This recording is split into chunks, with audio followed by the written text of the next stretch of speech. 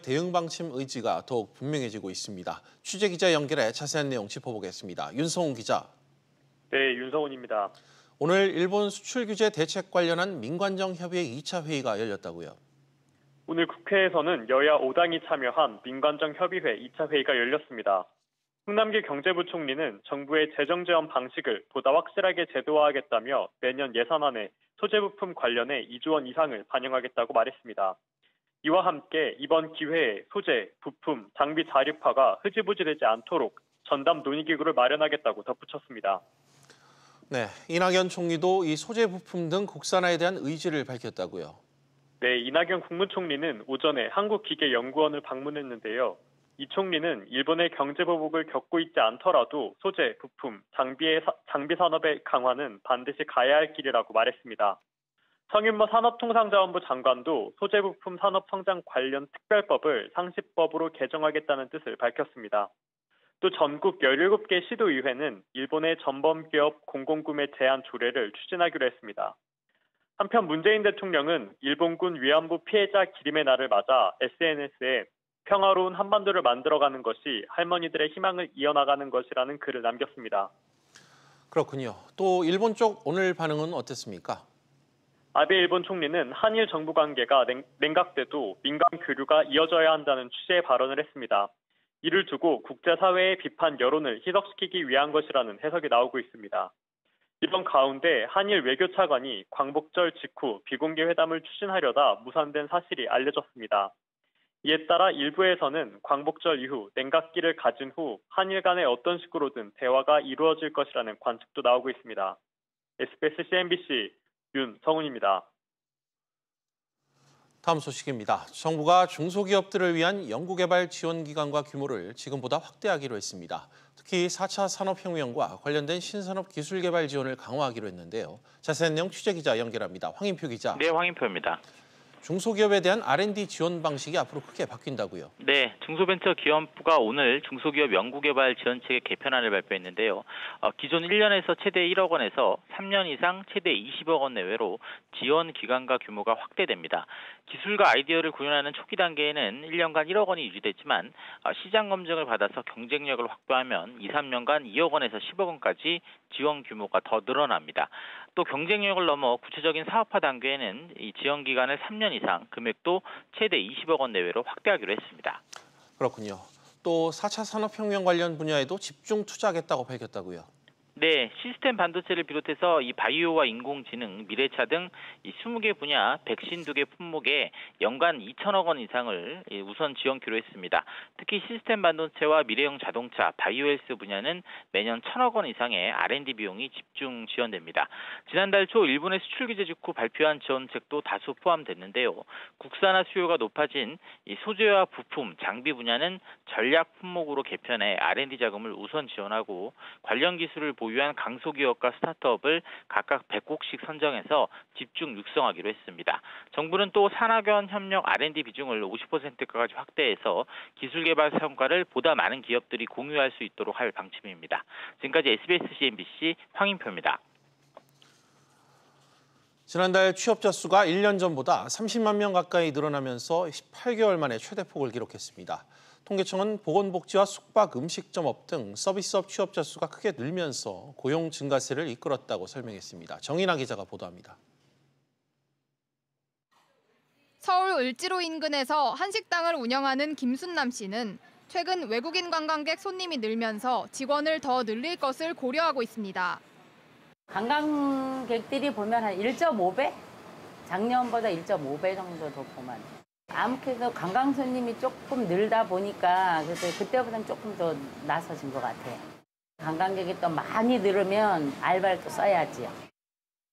서비스업 취업자 수가 10개월 연속 증가하면서 지난달 취업자 증가 수는 29만 9천 명을 기록했습니다.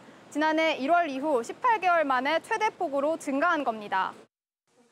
통계청이 발표한 고용 동향을 보면 지난달 보건복지업 취업자 수는 1년 사이에 14만 6천 명이 증가했습니다. 숙박 및 음식점업에선 10만 1천 명이 늘었고 예술과 스포츠, 여가 관련 서비스업에서도 6만 명 이상이 증가했습니다. 그러나 실업자 수도 지난해보다 6만 명 가까이 늘면서 20년 만에 가장 많았습니다. 제조업 분야와 3, 40대 취업자 수가 여전히 감소세였습니다. 제조업의 경우에는 9만 명대의 감소가 있었습니다. 반도체를 포함한 전자부품 쪽, 그다음에 전기장비 쪽의 업황 부진이 지속이 되고 있는 가운데 제조업 감소가 이어지고 있다라고 보시면 될 것 같습니다. 연령별 취업자 수를 보면 30대와 40대 취업자 수는 지난해보다 각각 2만 3천 명, 17만 9천 명이 감소했습니다. 정부는 30대에서 40대 인구수가 지난달 기준 24만 8천여 명이 줄어드는 등 인구 요인도 일부 영향을 끼쳤다고 설명했습니다. SBS CNBC 정인아입니다. 침체된 경제에 활력을 불어넣기 위해 정부는 SOC 사업을 신속하게 집행하기로 했습니다. 이한나 기자가 보도합니다. 정부가 SOC 예산을 풀어 건설 시장에 활기를 불어넣을 예정입니다. 총 16조 5천억 원 규모의 SOC 사업도 하반기에 신속하게 집행해 나가도록 하겠습니다. 홍남기 부총리는 오늘 열린 경제활력대책회의에서 이같이 밝히면서 건설산업 활력 제고 방안을 내놨습니다. 16조 5천억 원에는 공공임대건설에 5조 1천억 원, 도로에 5조 9천억 원, 철도에 5조 2천억 원 등이 포함됩니다. 건설산업의 생산성과 안전성 강화에도 투자합니다. 홍 부총리는 3,600억 원 규모의 스마트 건설기술 연구개발을 추진하고 2025년까지 건설산업의 생산성과 안전성을 50% 높이겠다고 말했습니다. 불필요한 제도 개선을 통해 효율성도 높입니다. 총사업비 변경 절차를 줄이고 시공능력 평가 제도를 합리화하는 등 모두 26건의 규제를 개선해 불필요한 비용을 줄일 계획입니다. 또 공사비 산정의 적정성을 높이고 임낙찰 제도 역시 개선합니다. 정부는 또 대외 여건 악화로 인한 수출 감소 우려에 대한 대책도 곧 발표할 계획입니다. SBS CNBC 이한나입니다. 미국이 중국 수입품에 대한 관세 부과를 연기한다는 소식이 우리 주식시장에 오늘 긍정적인 영향을 줬습니다. 코스피는 장중 1950선을 회복했고 코스닥도 장중 600선을 넘어서기도 했는데요. 취재기자 연결해 오늘 금융시장 상황 짚어보겠습니다. 손소우 기자. 네, 손소우입니다. 오늘 코스피와 코스닥 동반 상승했다고요? 네, 미국발 훈풍에 코스피와 코스닥 모두 강세를 나타냈습니다. 코스피는 전 거래일보다 0.65%, 12.54포인트가 오른 1938.37의 거래를 마쳤습니다. 장중에는 8거래일 만에 1950선을 회복하며 강한 상승세를 나타내기도 했는데요. 미국이 중국에 대한 추가 관세를 일부 연기 또는 철회하기로 하면서 투자 심리가 개선된 영향이 큰 것으로 분석됩니다. 국내 증시 대장주인 삼성전자는 1% 넘게 상승했고 SK하이닉스도 2% 이상 오르면서 상승폭을 이끌었습니다. 코스닥도 8거래일 만에 장중 600선을 회복하며 상승했는데요. 코스닥은 전 거래일보다 1.08% 오른 597.15에 마감하며 다시 600선 턱 밑까지 올라갔습니다. 그렇군요. 최근 급등세를 보였던 원달러 환율은 오늘 급락했다고요? 네, 서울 외환시장에서 원달러 환율은 9원 50전 내린 1212원 70전의 거래를 마쳤습니다. 오늘 원달러 환율은 거래를 시작하자마자 10원 넘게 떨어지며 급락했는데요. 중국에 대한 미국의 관세 부과 연기 결정으로 미중 무역 분쟁이 소강 상태에 들어가자 시장에서는 위험 회피 심리가 완화됐고 이에 따라 원달러 환율이 급락하는 원화 강세로 돌아선 것으로 분석됩니다. SBS CNBC 손석우입니다. 한국전력이 지난 상반기에 1조 원에 가까운 적자를 기록했습니다. 다만 여름철에 전력 사용량이 늘어나는 등의 영향으로 하반기에는 흑자 전환이 예상됩니다. 취재기자 연결해 자세한 내용 알아보겠습니다. 권세욱 기자. 네, 권세욱입니다. 네, 한전이 지난 상반기에 9천억 원이 넘는 적자를 기록했다고요? 네, 한국전력은 지난 상반기에 9,300억 원가량의 영업손실을 기록했습니다. 지난해 상반기보다 1,100억 원가량 적자폭이 커졌습니다. 지난 2012년 상반기 2조 3천억 원 적자 이후 7년 만에 적자폭이 가장 컸습니다. 지난해 국제유가 상승분이 구입 전력비에 반영된 것이 주 요인입니다. 다만 1분기에 비해 2분기 영업손실은 2,900억 원가량으로 적자폭이 절반 이상 줄었습니다. 2분기 원전 이용률이 80% 이상으로 오르고 발전용 LNG 가격이 떨어지면서 적자폭이 줄었습니다. 그렇군요. 그런데 하반기에는 실적이 개선될 것으로 예상된다고요? 네. 한국전력은 3분기 흑자 전환 가능성을 기대했습니다. 일반적으로 3분기는 여름철 냉방 수요가 높아 가장 높은 분기 영업이익을 기록해왔습니다. 여기에 원전 이용률도 높고 국제유가 흐름도 우호적인 상황입니다. 다만 미중 무역 분쟁 등으로 환율이 높은 수준이고 원자재 시장 변동성이 확대되는 것은 불안 요소입니다. 최근 논란이 됐던 전기요금 개편과 관련해선 내년 상반기까지 합리적 방안을 만들어 정부와 협의할 계획입니다. 한전 이사회에서 가결된 한전공대 설립도 국무회의에서 통과되는 대로 속도를 낼 것으로 보입니다. SBS CNBC 권세욱입니다. 국세청이 기업이나 개인에게 징수했다가 소송에서 패소해 다시 되돌려준 돈이 1조 6천억 원이 넘는 것으로 나타났습니다. 세금을 너무 과하게 걷고 있는 게 아니냐는 지적이 나오고 있습니다. 류정훈 기자가 보도합니다. KB국민은행은 2007년 법인세가 과도하게 부과된 것을 알고 국세청에 이의를 제기했습니다. 7년여의 소송 끝에 세금 부과가 잘못됐다는 판결을 받았고 국민은행은 법인세 4,300억 원을 되돌려받았습니다. 이처럼 국세청이 과다 징수했다가 되돌려준 세금이 작년 한 해 1조 6천억 원을 웃돌았습니다. 이런 환급액은 2016년에는 5,400억 원에 불과했으나 2017년에 1조 원으로 껑충 뛴 데 이어 지난해에도 1조 원을 넘겼습니다. 국세청이 세금을 부과하면 개인이나 해당 기업은 소송을 제기하고 승소할 경우 환급을 받게 되는데 지난해에만 소송이 1,400건을 넘었습니다. 이 중 국가가 전부 또는 일부 패소한 사건은 170여 건에 달합니다. 특히 고액 사건의 패소율이 소액 사건보다 월등히 높았는데 100억 원을 넘는 고액 사건의 패소율은 40%를 넘었습니다. 의도적으로 정부가 세금을 더 걷기 위해서 무리하게 세금을 걷어서 이제 납세자하고 소송을 걸리는 문제가 있을 거 아니에요. 국세청은 급증하는 환급 소송에 대비해 작년에 29억 원이 넘는 예산까지 편성했지만 이마저도 모자라 인건비에서 11억 원 가까운 돈을 돌렸고 40억 원 넘게 집행한 것으로 파악됐습니다. SBS CNBC 류정은입니다. 문재인 대통령이 오늘 차관급 인사를 단행하고 기획재정부 1차관에 김용범 전 금융위원회 부위원장을 임명했습니다. 김신임 기재부 1차관은 행시 30회로 공직에 입문해 재정경제부 은행제도과장과 금융위원회 사무처장 등을 지낸 금융관료 출신입니다. 서울 아파트 매매 가격이 7주 연속 상승세를 이어갔습니다. 다만 정부의 민간택지 분양가 상한제 세부 방안 발표로 상승폭은 지난주 0.03%에서 이번 주 0.02%로 소폭 축소됐습니다. 강남과 서초, 송파 등 강남 4구는 일부 재건축 단지가 하락했지만 신축 아파트값 상승세가 지속되면서 지난주보다 0.03% 올랐습니다.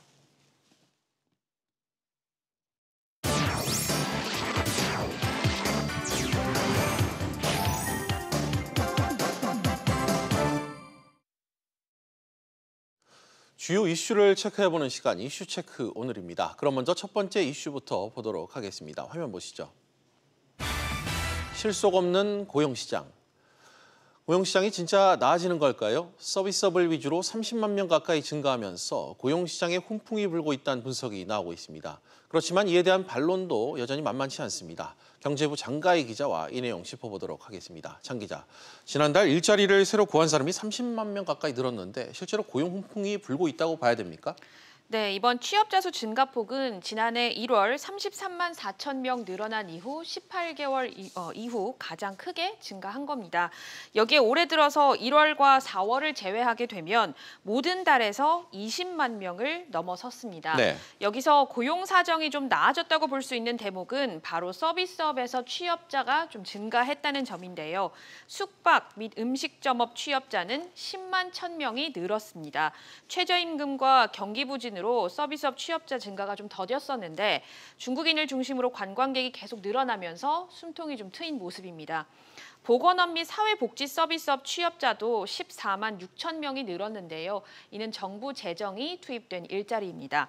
여기에 지난해 7월 취업자 수가 5천 명 증가하는 데 그치면서 지난달 취업자 수 증가는 고용 참사에 따른 기저효과다라는 분석도 함께 나오고 있습니다.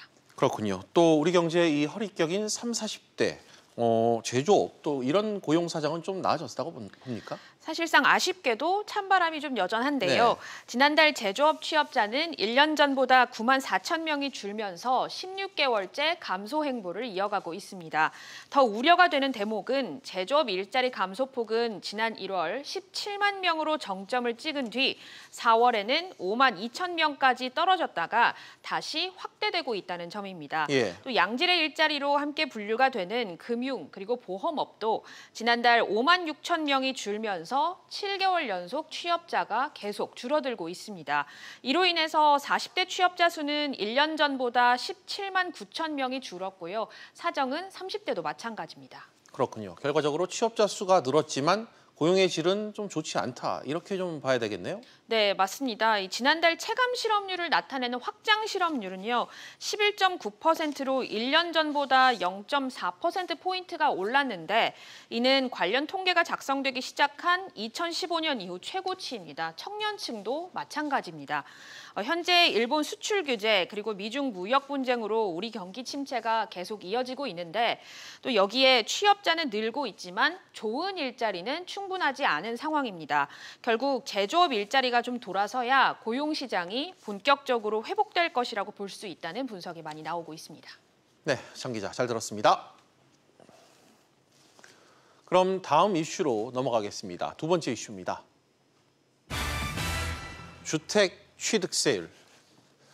실거래가 기준으로 6억 원을 초과하고 9억 원 이하면 집을 살 때 내는 취득세율이 바뀐다고 합니다. 세율이 바뀌면서 9억 원인 집을 살 때 취득세로 900만 원 정도를 더 내게 될 전망입니다. 주택 가격별 이 세부담이 어떻게 달라지는지 또 왜 이렇게 제도를 바꾼 건지 취재 기자와 짚어보겠습니다. 경제부 이한승 기자 나와 있습니다. 이 기자, 네. 주택 취득세율이 어떻게 바뀐다는 거죠? 일단 말씀하신 것처럼 실거래가를 기준으로 했을 때 6억 원을 초과하고 9억 원 이하인 주택에 대해서 이 취득세율이 변경이 되는 건데요. 예. 현재는 6억 원 이하 같은 경우가 1%, 그리고 6억 원 초과 9억 원 이하는 2%, 9억 원 초과는 3%의 취득세율이 매겨집니다.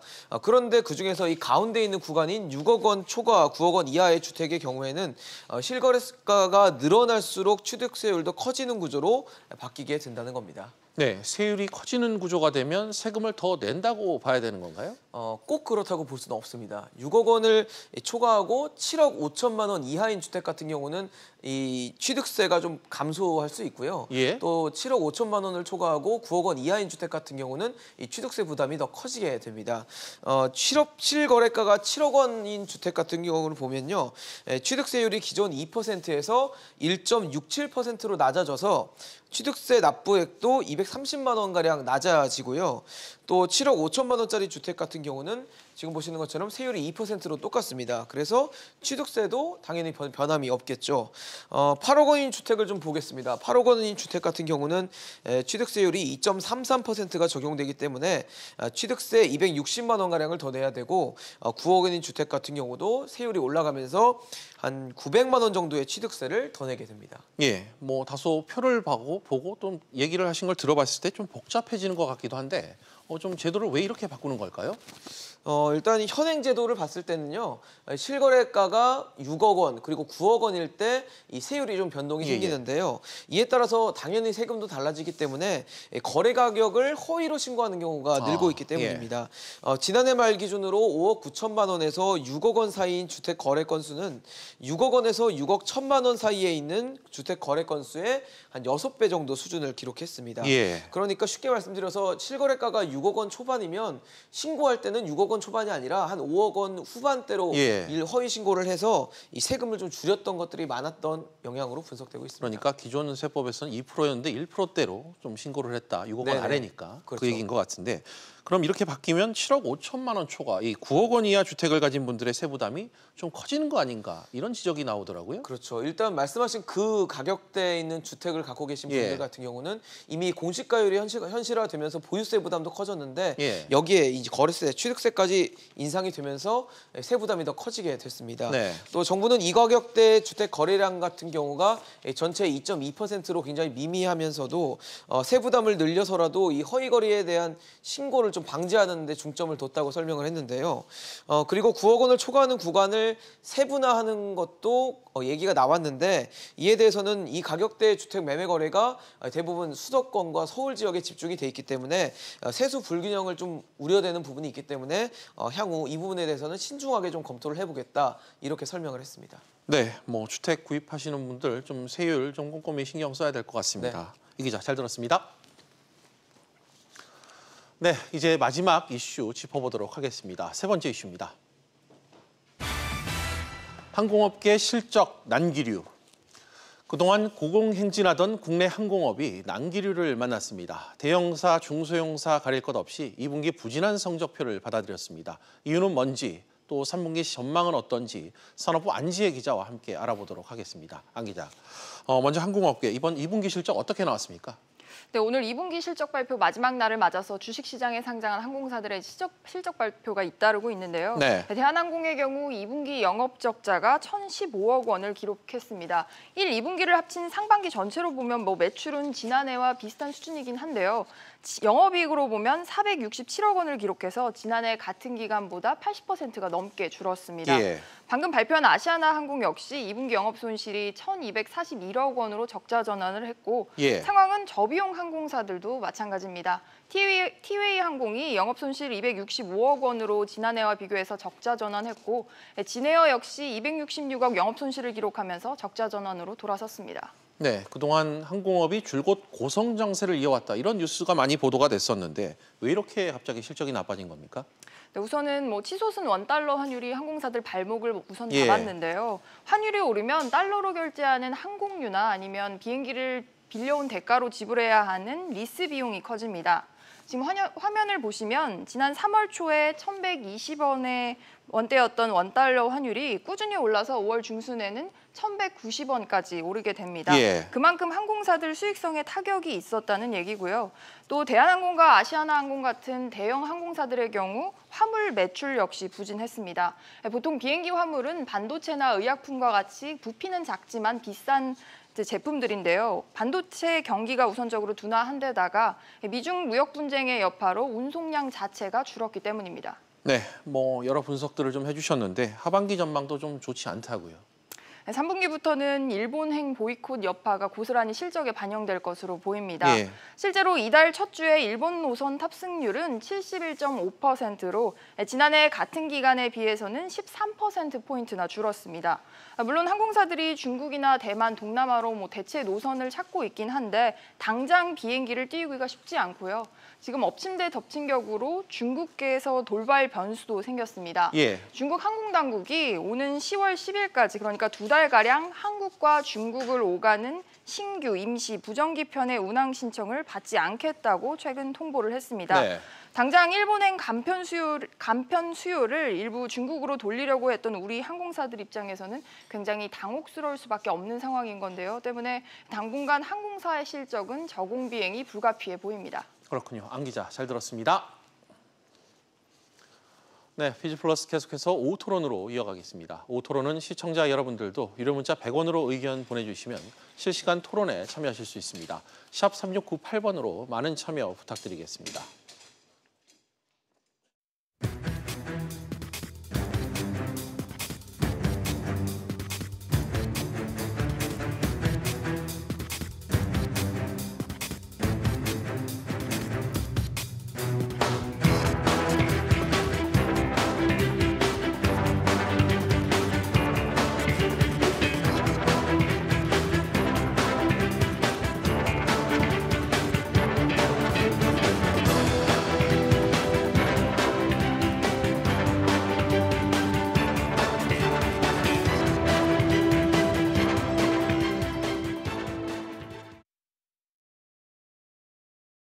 민간택지 분양가 상한제 도입. 사실 정부 발표 전부터 이 시장의 파장을 두고 논란이 컸던 부분입니다만 이 발표 이후엔 논란이 한층 더 고조되고 있는 지금 그런 상황입니다. 적용 대상 지역은 대폭 확대됐지만 여전히 모호한 부분이 많고요. 느닷없이 바뀐 적용 시점은 또 소급 적용에 따른 반발을 사고 있는 그런 형국입니다. 이뿐만이 아닙니다. 집값 안정 또 무주택 실수요자들의 거주 안정이란 정부의 도입 배경 이 설명은 여전히 의문에 의문을 낳고 있습니다. 이는 결국 엉터리 통계 논란으로도 지금 이어지고 있습니다. 오늘은 제가 지금 말씀드린 이런 부분들을 두 분의 전문가 모시고 좀 짚어보는 시간 갖겠습니다. 관련해 두성규 한국건설산업연구원 연구위원 그리고 강민구 부동산 전문 변호사 모셨습니다. 두 분 어서 오십시오. 네, 안녕하세요. 네. 두 분과 이야기 나누기 전에 최근 부동산 시장 분위기부터 먼저 짚어보도록 하겠습니다. 전화 연결돼 있는데요. 권일 부동산 인포 리서치 팀장 연결돼 있습니다. 팀장님 안녕하십니까? 네, 안녕하세요. 네, 반갑습니다. 팀장님, 우선 민간택지 분양가 상한제 도입 발표 이후 이 재건축, 재개발 시장 분위기 어떤지 좀 전해주시죠. 예, 일단 상한제 도입과 관련해서 지난달부터 얘기가 나왔던 상황이라서 매물 가격이 확연하게 낮아지진 않았습니다만은 강남권 일부 재건축 추진단지 중에서는 소폭 가격이 하락한 매물이 나온 곳도 있습니다. 그러니까 매수자들의 관망세는 이제 더 견고해지면서 매수 문의도 현저하게 줄어들었는데요. 그 정부 발표가 아직 이루어진 지 며칠 되지 않은 상태라서 아직 시세가 크게 몇 퍼센트 하락했다고 볼 수는 없습니다만은 매수자들의 움직임이 이렇게 움직이지 않는다라고 하게 되면 하락 소식이 더 확대될 가능성은 높습니다. 그렇군요. 기존의 새 아파트와 또 일부 저평가됐던 일반 아파트들의 움직임은 요즘 어떤가요?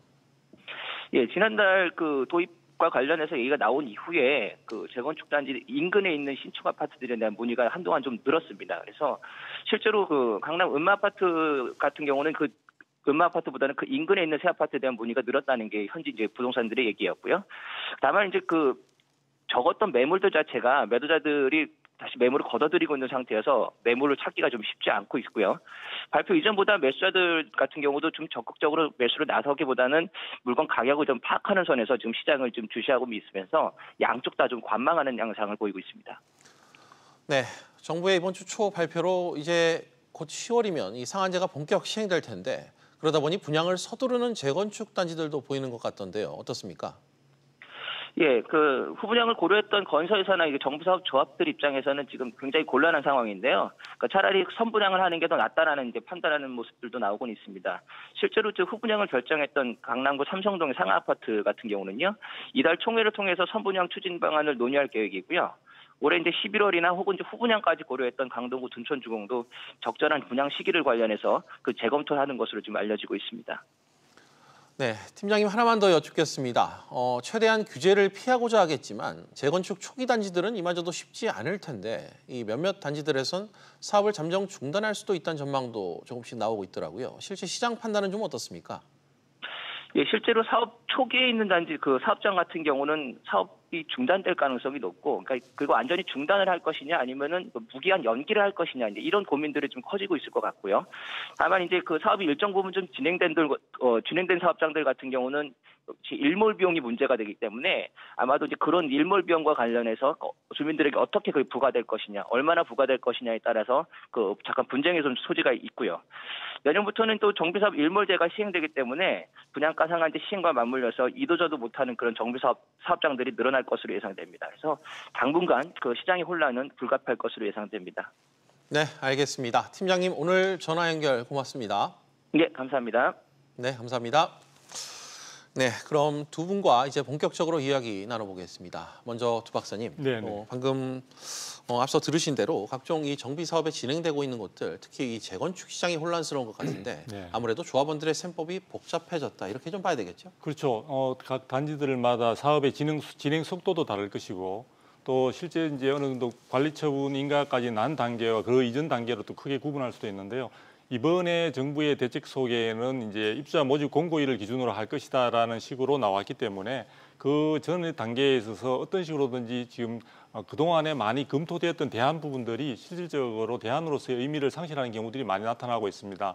예를 들면은 후분양을 선택할 것인가, 혹은 또 임대후 분양 방식이라든지 또 1대1 방식이라든지 리모델링 방식이라 등등 해서 다양한 방식들에 대한 논의도 지금 활발하게 전개되고 있는 상황인 것 같고요.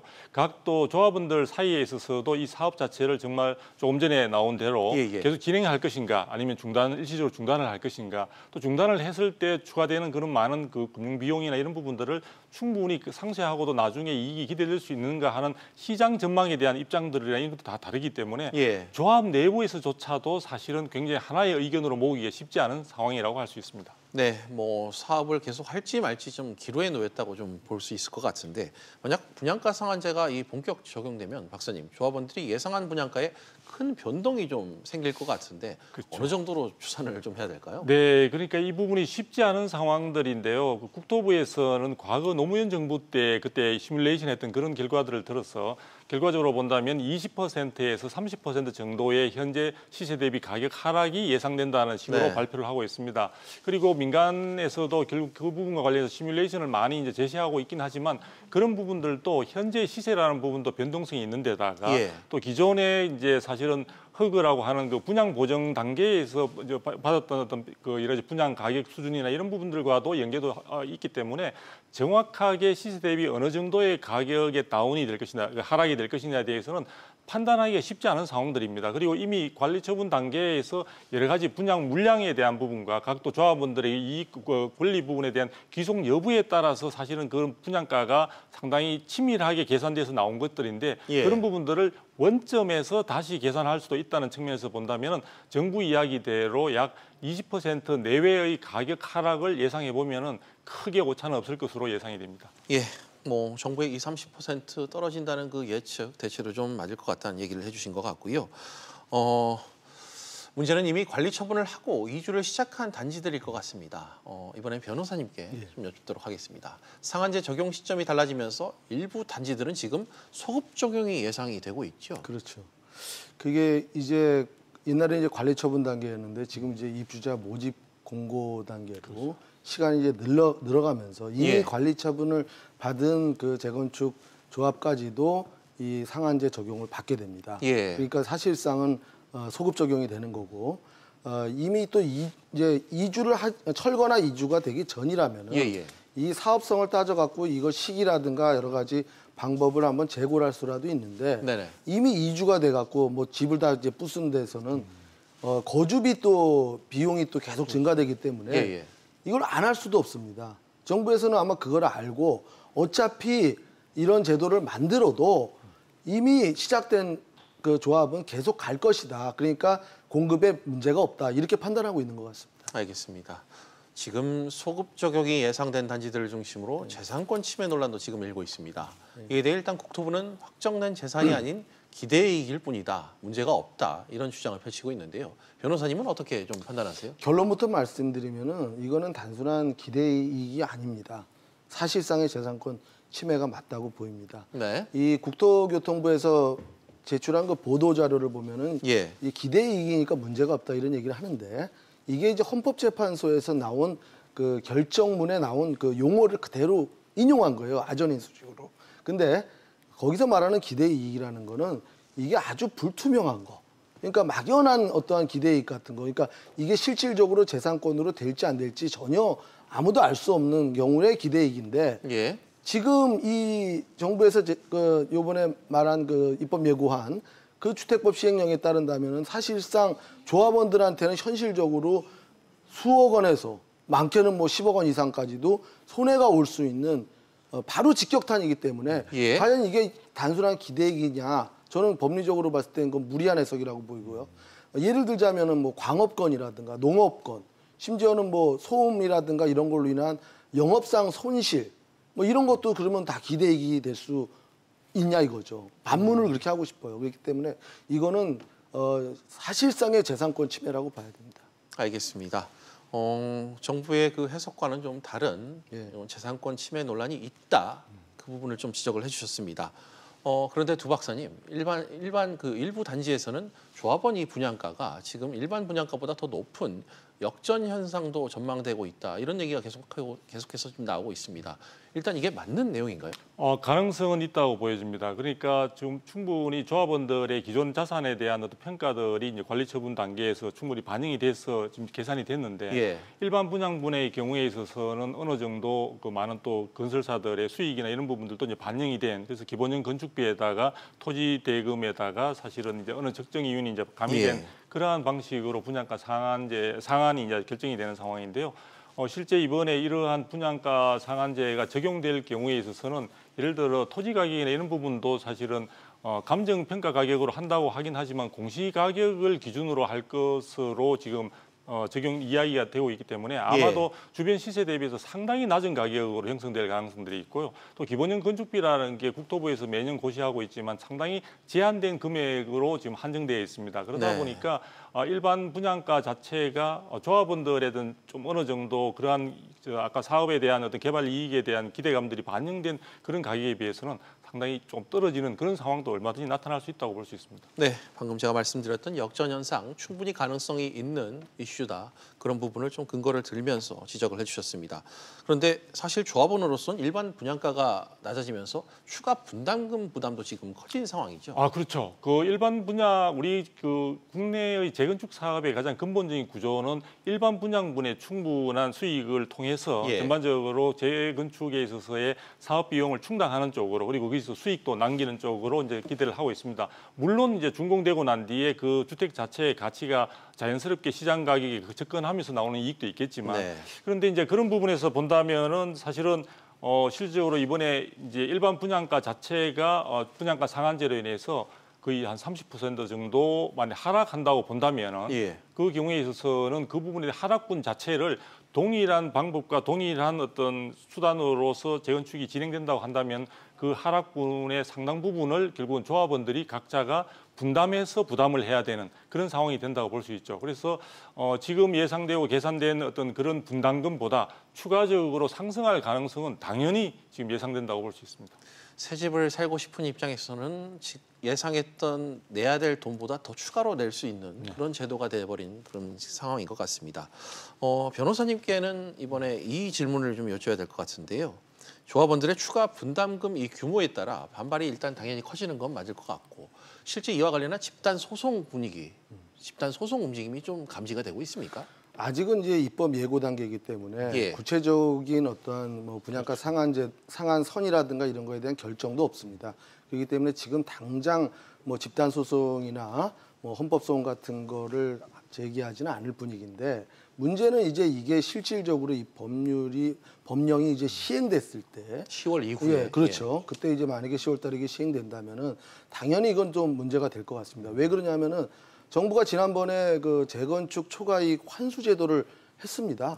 그것도 역시 말하자면은 장래 이익을 미리 이걸 계산해 갖고 거기에 대한 사실상의 세금을 부과한 거거든요. 심지어는 거의 50% 가까이 부과를 했는데 그렇다면 반대로 이거는 장래 이익에 또 손실을 준 거기 때문에 만약에 정부에서 이거를 뭐 공공법리에 의한 재산권을 어떠한 일부 규제를 했다고 하더라도 헌법상 거기에는 반드시 보상이 따라야 된다는 거죠. 그렇다면 결국은 이거는 정부에 대해서 조합원들이 나중에 집단 소송을 하거나 아니면 이 법률에 대해서 위헌 소송을 할 수도 있어요. 특히 헌법상으로는 재산권에 대한 어떠한 이런 규제는 법률에 의해서 하게 돼 있습니다.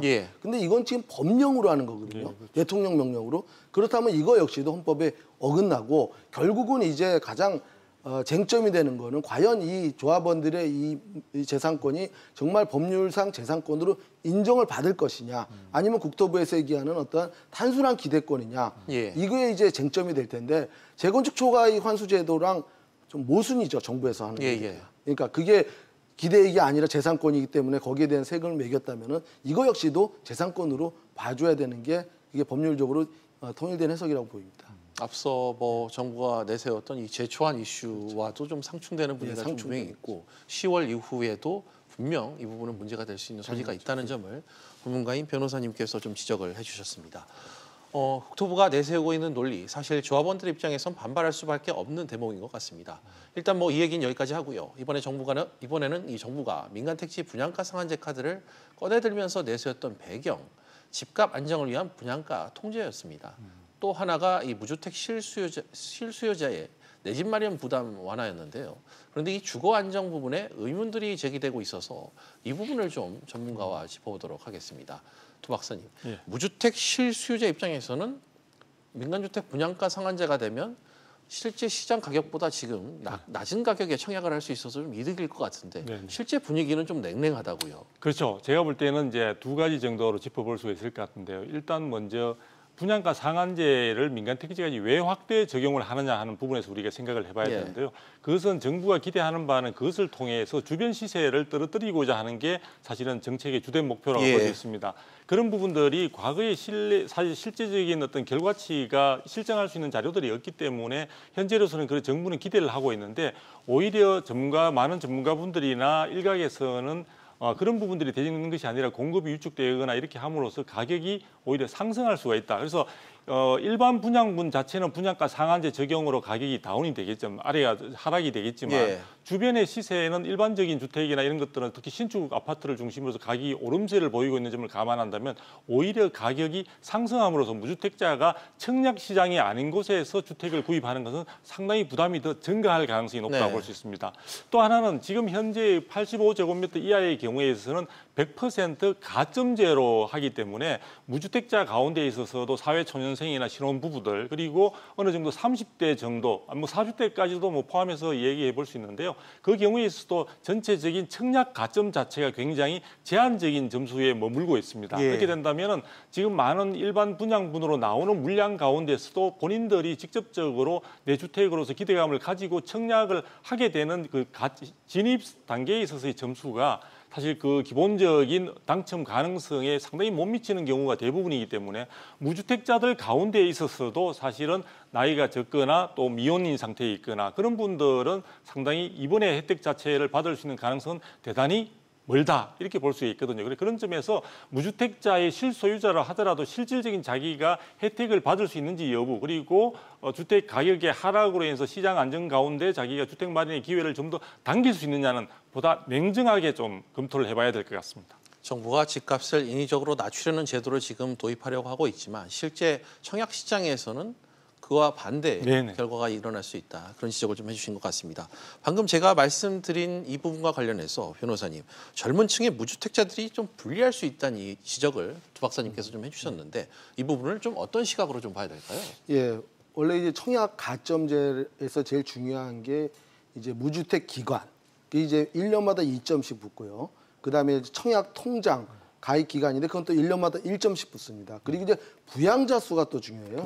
근데 이 그 젊은 신혼부부 같은 경우에는 그 세 가지 요소 어느 것도 만족시킬 수가 없는 겁니다. 당연히 가입이 오래된 어르신들보다는 짧기 때문에 무주택 기간도 짧을 수밖에 없고 부양가족 수는 거의 제로에 가까울 구조적으로 거고요. 점수가 날 수밖에 없다는. 그렇기 때문에 그 경쟁에서 이길 수가 없고 또한 지금처럼 이제 대출 규제라든가 이런 게 많을 때는 또 대출 받기도 또 어려워요. 젊은 사람들은 수입이 적기 때문에. 그렇기 때문에 결과적으로는 젊은 신혼부부가 이 제도로 인해서 실질적인 이득은 거의 힘들지 않을까 이렇게 전망합니다. 알겠습니다. 이게 결국 주택 공급과 연계된 문제일 수도 있을 것 같습니다. 두 박사님과는 저희 방송에서도 여러 번 이 이슈를 다뤘던 얘기인데요. 사실 대다수 전문가들이 분양가를 눌렀을 때 장기적으로 공급 감소가 이어지고 이를 통해 집값이 더 뛸 것이다. 부작용을 여러 차례 지적을 했습니다. 그런데 두 박사님, 왜 정부는 이 주택 감소 공급 부작용을 부정하고 있는 걸까요? 그 부분은 이제 아무래도 분양가 상한제가 상당히 효과가 있다는 것을 강조하기 위해서 그리고 분양가 상한제로 인해서 시장에 오히려 많은 전문가들이 지적하는 부작용이 결코 없다는 걸 강조하기 위해서 이제 이렇게 이야기를 하고 있는데요. 이번에 제가 국토부의 보도 자료를 보면서 하나 좀 지적하고 싶었던 것은 많은 분들은 잘 이해를 못 하시는데요.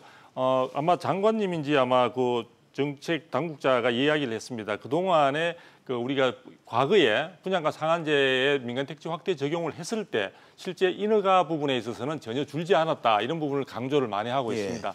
그런데 지금 이제 우리가 주택법에서 보게 되면요, 인허가를 받고 난 뒤에도 여러 가지 건설사들은 시장 상황을 고려해서 착공까지는 기본적으로 5년간 그것을 검토해보고 5년 안에만 착공하면 된다는 그런 규정을 두고 있습니다. 그러다 보니까 얼마든지 건설사라든지 또 조합이라든지 이런 쪽에 있어서 착공 시기를 탄력적으로 조정할 수 있는 여지가 있기 때문에 정부가 이야기하는 매년 인허가 자체가 바로 착공으로 이어지거나 준공으로 이어질 수 있는 그런 가능성, 즉 분양으로 이어질 수 있는 가능성은 크지 않다고 볼 수 있습니다. 그래서 정부가 생각하는 수치상에 있어서는 많은 사람들이 공급 부족의 우려감들은 전혀 없다라는 점을 강조하기 위해서 정부는 이야기하고 있지만 실질적으로는 그런 가능성은 대단히 크다. 예를 들면은 올해 같은 경우에도 상반기에 연초에 있어서의 분양 계획보다는 물량이 40%에 머물고 있는 것도 이런 부분들을 단적으로 입증하는 하나의 사례라고 볼 수 있습니다. 보도자료 안에 있었던 그 규정까지 지금 잡아내셔가지고 이런 간극이 좀 있다는 지적을 하신 것 같습니다. 그래서인지 정부가 이 정책의 명분에만 집착해서 지나치게 분양가 상한제의 효과만 강조하고 있는 게 아니냐. 이런 지적들도 좀 계속해서 나오고 있잖아요. 그렇죠. 지금 이 분양가 상한제가 시장에 미칠 영향이나 이런 것들은 뭐 여러 각도에서 이제 예상될 수 있는데요. 사실 시장에 주는 충격파는 클 것으로 보여지고요. 또 사실은 서울과 같은 이런 도심지에 있어서 재건축이나 재개발을 제외하고 신규 공급할 수 있는 택지는 없다고 볼 수 있거든요. 예. 그런 부분들을 정부는 30만 호의 신도시로서 충분히 대체 가능하다고 했는데 그 대체 가능한 여부에 있어서는 저는 많은 논란이 있을 거라고 보여집니다. 이런 가운데 정부가 상한제 부분에 대해서 효과를 되게 강조하고 있는데요. 저는 이때 되묻고 싶은 게 만일에 시간이 지나서 이 부분의 효과가 나타나지 않을 때 정책 당국자들은 많은 사람들의 국민들의 실망감이나 고민들이나 또 재산상의 손실이나 기대했던 이익들이 확보되지 못할 때 그 부분에 대해서 어떤 책임을 감당할 마음 자세를 가지고 있는지 저는 그 정책에 있어서 당위성과 효과만 강조할 것이 아니라 그 부분에 대해서 뭔가 책임 있는 어떤 그런 부분들도 보여줬더라면 국민들이 좀 더 신뢰할 수 있지 않았을까 하는 아쉬움을 가지고 있습니다. 알겠습니다. 개인적인 평가도 덧붙여 주셨습니다. 변호사님, 실제 주 초였죠. 월요일 날 정부 부처와 여당 일각에서도 당장 이 당정협의회에서 이걸 발표하기에 앞서서 여당 내부에서 이견이 있었다. 이런 보도가 저희도 물론 했습니다만 시각차가 상당히 존재했던 걸로 알고 있습니다. 이 상한제 효과에 대한 부정적인 의견이 좀 있을 거라고 판단해서일 것 같은데 규제의 강도가 좀 완화될 가능성, 실제 10월 전까지 좀 그럴 가능성이 좀 있을까요? 지금 사실 요번에 그 홍남기 부총리가 마치 그 조율이 다 된 것처럼 이제 이걸 봉합은 했지만 네네. 사실상 그 기재부하고 지금 국토부하고는 완전히 그 상반된 입장입니다. 기재부 입장에서는 이 제도가 시행될 경우에는 당장 내수 시장이 어릴 거고 경기가 악화될 게 불을 보듯이 뻔하기 때문에 반대 의견을 분명히 냈었습니다. 근데 국토부에서 이거를 강행을 했거든요. 물론 아직 기간이 10월까지 뭐 조금은 있지만 뭐 앞으로 뭐 조율은 어느 정도 할 수 있겠죠. 하지만 큰 틀에서 이게 벗어나지는 않을 것 같다. 이런 생각이 듭니다. 근데 지금 사실 그 선진 외국은 물론이고 심지어는 뭐 공산주의 국가인 베트남에서조차도 분양가 상한제 제도가 없습니다. 그러니까 앞으로 이게 우리나라 이 경제에 엄청난 파장 효과가 있을 텐데 좀 정부에서 신중하게 이거를 좀 조율을 해갖고 가능한 한 충격이 적게끔 좀 완화시켰으면 하는 게 바람입니다. 나라에서 집값을 인위적으로 누르는 나라는 전 세계에 어디도 없다. 없습니다. 그 얘기를 좀 하신 것 같습니다. 두 박사님께는 끝으로 이 질문을 좀 드리겠습니다. 이번 대책에 보완되어야 할 부분들이 있다. 꼭 집어서 좀 조언을 좀 부탁드리고 싶습니다. 네, 저는 뭐 이 재건축 분양가 상한제 부분이 공공택지에 잘 적용이 되고 있는 상황이었고 민간 택지에 확대 적용을 하는 것이 바람직하냐 하는 부분에 대해서는 의문인 상태에서 기존의 어떤 규정 정도로 해서 저는 유지하는 것도 나쁘지 않았다고 보고 있습니다. 그리고 무엇보다도 시장에서 이 재건축 과 관련해서 특히 그 분양가 상한제에서 공급 부족에 대한 불안감이나 우려는 굉장히 많이 확산되어 있는 상황인데 그런 부분을 불식시키기 위해서 굳이 이쪽에 분양가 상한제를 밀고 나가겠다면은 기존에 있는 재건축의 많은 장애 유물들이 있지 않습니까? 안전진단 기준 강화라든지 실제로 재건축 초과이익 환수제라든지 이런 것들을 갖다가 보다 좀 완화함으로써 꾸준하게 공급 물량이 지속될 수 있는 가능성은 열어놓아야지 이런 것들로 인해서 사실은 시장에서 불안감은 해소할 수 있다. 그리고 정부가 이야기한 대로 분양가 상한제가 본래 원리 원칙대로 적용되어 버리게 되면 상당수의 일반 분양 물량들은 전매 제한에 걸려가지고 시장에서 결국 사라지는 상황이 됩니다. 일정 기간 동안에. 그래서 우리가 매물 잠김이라고 볼 수 있는데요. 그런 것들은 또 다른 시장에서 공급 부족과 연결되는 그런 불안감들을 야기시킨다는 점에서 정부가 이 분양가 상한제를 제가 볼 때는 기본적인 원점에서 다시 한번 신중하게 재고해 보실 것을 아직도 시간은 10월 달까지 시간이 있으니까 그 입법 예고 기간 동안에도 좀 숙려를 좀 해보셨으면 하는 생각을 가지고 있습니다. 알겠습니다.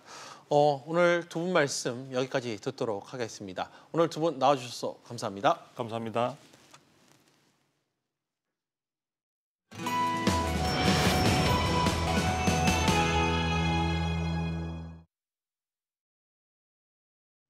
비즈플러스 오늘은 여기까지입니다. 다음 뉴스는 7시 뉴스 프리즘으로 이어집니다.